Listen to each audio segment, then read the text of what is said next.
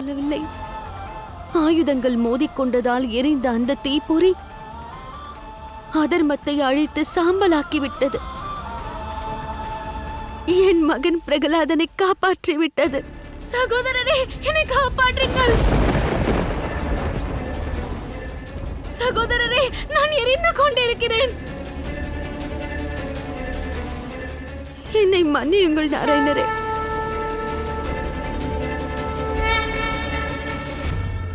இவளை காப்பாற்றுங்கள். நெருப்பில் இருந்து இவளை காப்பாற்றுங்கள் வீரர்களே. சகோதரரே,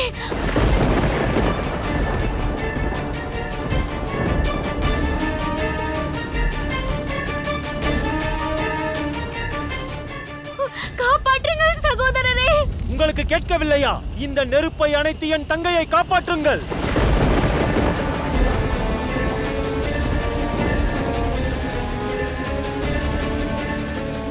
ராஜமாதா கயது, ராஜமாதா கயது. தேவி ஹோலிகா எரிந்து கொண்டிருக்கிறார். இளவரசன் பிரகலாதன் தப்பிவிட்டார்.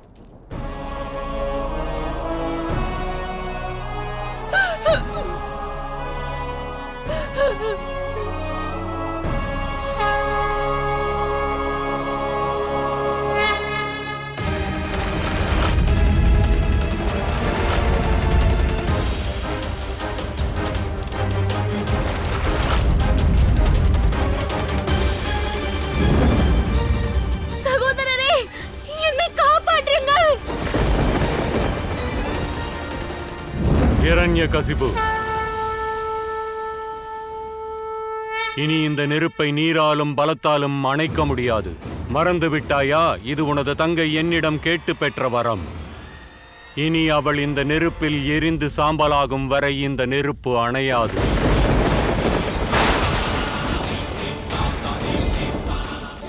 சகோதரரே, சகோதரரே, நான் எரிந்து கொண்டிருக்கிறேன். என்னை காப்பாற்றுங்கள்.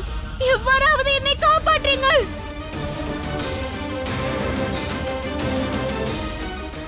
ஹிரண்யகசிபு, ஒரு வரத்தை பாவம் செய்வதற்காக எவர் பயன்படுத்தினாலும் அதற்கான பலனையும் அடைந்தாக வேண்டும். அதைப் போலவே வரத்தின் மரியாதையை காக்க பாவத்தை அழிப்பதும் பாவியை ஒழிப்பதும் தேவையானதாகும். சகோதரரே, சகோதரரே,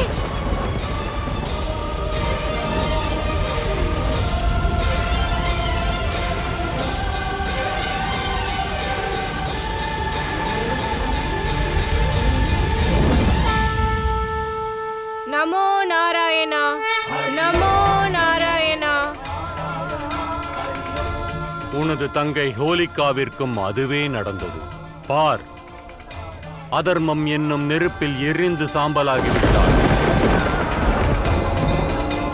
ஆனால் தர்மத்தை பார்த்தாயா? உண்மைக்கும் நம்பிக்கைக்கும் தீங்கு நேராமல் பார்த்து கொண்டது.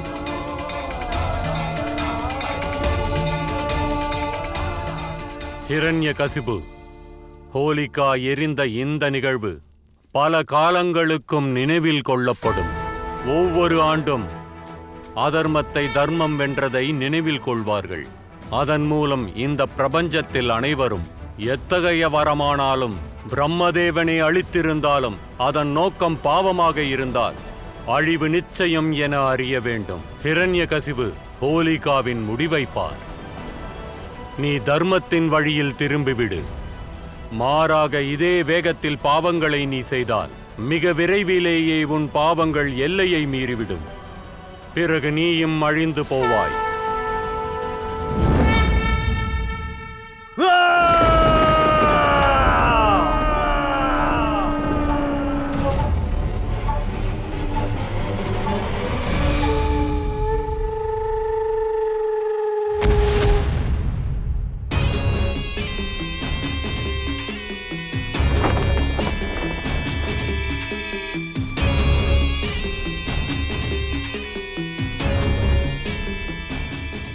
இதெல்லாம் எங்கிருந்து தொடங்கப்பட்டதோ அங்கேதான் அழியும். உன் நாராயணர் முன்னிலையில், என் மக்களின் முன்னிலையில் வா என்னுடன்.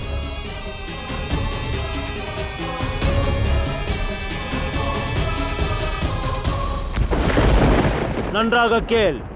இப்பொழுது உன் நாராயணரை அழை.